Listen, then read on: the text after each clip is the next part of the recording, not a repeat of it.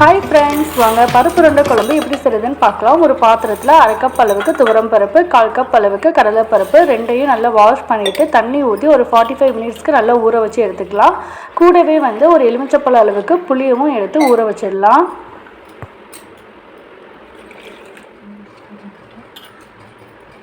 Forty 45 minutes பருப்பு நல்லா ஊறிடுச்சு. இப்போ மிக்ஸி ஜாரில் இதை மாற்றிக்கலாம்.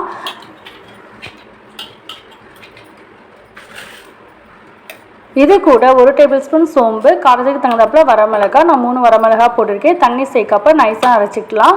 இந்த மாதிரி நல்லா அரைச்சிட்டு ஒரு பாத்திரத்தில் மாற்றிக்கலாம். கூடவே ஒரு பெரிய வெங்காயத்தை சின்ன சின்னதாக கட் பண்ணி வச்சுருக்கேன், அதை ஆட் பண்ணிக்கலாம். அடுத்ததாக காரத்துக்கு தகுந்தாப்புல பச்சை மிளகாய், கருவேப்பிலை, தேவையான அளவுக்கு உப்பு எல்லாத்தையும் போட்டு நல்லா நம்ம பிசைஞ்சு எடுத்துக்கலாம். இப்போ இதை நம்ம சின்ன சின்ன உருண்டையாக எடுத்து வச்சுக்கலாம்.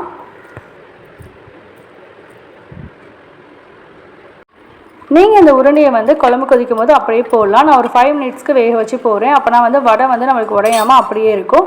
அடுத்ததாக ஒரு கடாயில் ஒரு 3 டேபிள் ஸ்பூன் அளவுக்கு ஆயில் ஊற்றிக்கலாம். ஆயில் ஊற்றிட்டு நல்லா சூடானதுக்கப்புறமா 1 டேபிள் ஸ்பூன் கடுகு உளுந்த பருப்பு, 1/2 டேபிள் ஸ்பூன் வெந்தயம், கூடவே கருவேப்பிலை, ஒரு 5 பல் அளவுக்கு பூண்டு போட்டு நல்லா வதக்கிட்டு, கூடவே ஒரு 100 கிராம் அளவுக்கு சின்ன வெங்காயம் கட் பண்ணி வச்சுருக்கேன், அதையும் போட்டு நல்லா வதக்கிக்கலாம். இப்போ இதில் 2 பழமான தக்காளியை அரைச்சி வச்சுருக்கேன், அதை சேர்த்து நல்லா வதக்கிக்கலாம். கூட தேவையான அளவுக்கு கல்லுப்பு போட்டு நல்லா வதக்கிக்கோங்க.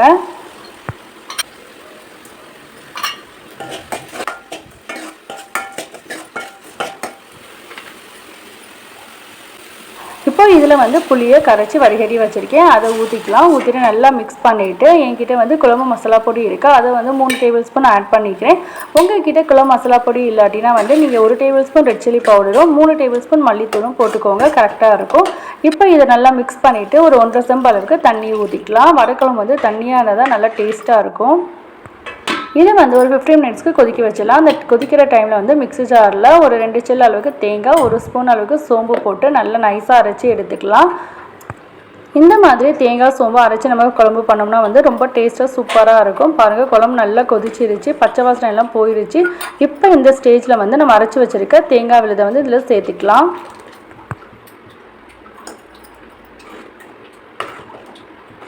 இதை நல்லா மிக்ஸ் பண்ணிவிட்டு ஒரு 5லேருந்து 7 நிமிஷத்துக்கு நல்லா கொதிக்க வச்சிடலாம். இப்போ நல்லா கொதிச்சிருச்சு. நம்ம வடையை இட்லி பாத்திரத்தில் வேக வச்சுருந்தோம், அதை எடுத்து ஒன்று ஒன்றா சேர்த்துக்கலாம். இந்த மாதிரி நீங்கள் வடையை வேக வச்சிங்கன்னா நம்மளுக்கு வடை கொஞ்சம் கூட உடையாமல் அப்படியே இருக்கும். நீங்கள் இந்த மாதிரி செஞ்சு பாருங்கள், ரொம்ப டேஸ்ட்டாக சூப்பராக இருக்கும். இப்போ இதை நல்லா மிக்ஸ் பண்ணிவிட்டு ஒரு 5 நிமிஷத்துக்கு நல்லா மூடி போட்டு வேக வச்சிடலாம். இந்த டைமில் சிம்மில் வேக வைங்க, அப்போ தான் நம்மளுக்கு குழம்பு ரொம்ப டேஸ்ட்டாக சூப்பராக இருக்கும்.